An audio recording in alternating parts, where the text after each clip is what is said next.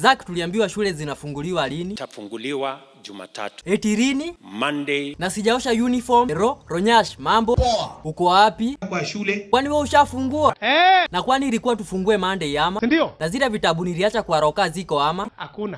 Pia wewe Rigiji uko shule? Ndio. Ni ukweli ati vitabu niliacha kwa roka ziko? Hakuna. Uhunye. Uko wapi? Mimi niko nyumbani. Nimesikia wasee washafungua shule already. Si pia sisi tuende kesho. Hiyo siwezi. Uhunye ujue kuna opening exam na ukifail. Kwani mnafikiria dunia itaishi? Hivyo tuende next week. Uhunye. Niambie. Nani huyo nimesikia alikufa? Papa Francis. Uhunye uko shua na kitu unasema? It is true. Pia wewe Rigiji uko shua? Naongea ukweli. Onyesha umesikia ati Popo alikufa? Ndio. Ulisikia wapi? Juu mimi sijaamini. Kwa mtandao, kwa radio, kwa magazeti. Na Uhunye mwisho mliongea na Popo ilikuwa lini? Karibu miezi 2 iliyopita. Zakayo. Imagine ati Popo Francis alikufa. Hapana, wacheni hiyo mchezo. Kwanza umeongea na baba, tunataka achukue hiyo nafasi ya Popo Francis. Sijaongea na yeye, lakini namtafuta. Mtafute umwambie juu hiyo nafasi ni yake. Uhunye tungekupea hiyo kiti but wewe ushazeeka. Mimi sio mzee sana. Na baba uko tayari kukua Popo? Baba hana uoga. Ama Ronyash pia ulikuwa unataka hiyo kiti baba akuachie? Sitaki. Zaku unaona baba atashinda kweli? Ninaona miaka yake imesonga sana. Sasa miaka imesonga. Baba, ni ukweli ati Zaka amesema umezeeka uwezi pewa hiyo kiti? Yeye mwenyewe najua anadanganya. Hebu inua Biblia juu na useme mimi Raila Amolo Odinga.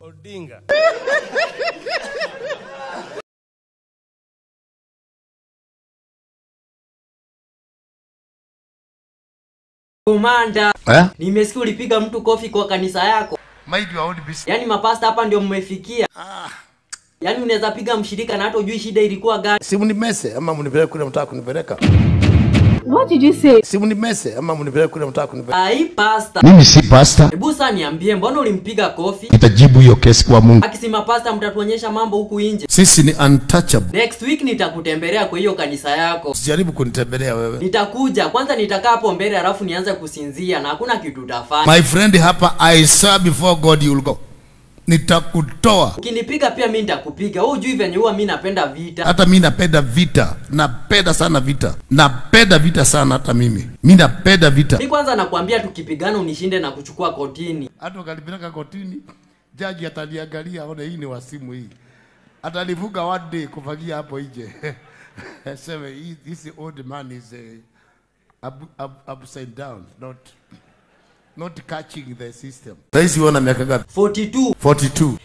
42. 72 minus 42. Sini 30. 30. Kwa mama yako is my girlfriend, you don't know. Zakayo. Nani huyo nimesikia na kutoa jasho hivyo? Huyu Matiang'i. Haki ya Mungu. Nikiji wewe unaona Matiang'i atatoboa kweli? Si ndio? Hata mimi Zak naona hivyo. That will not happen, my friend. Zak si mimi nakwambia huwezi shinda mkisi wetu. Hiyo madharau yenu hiyo na kiburi mko naye.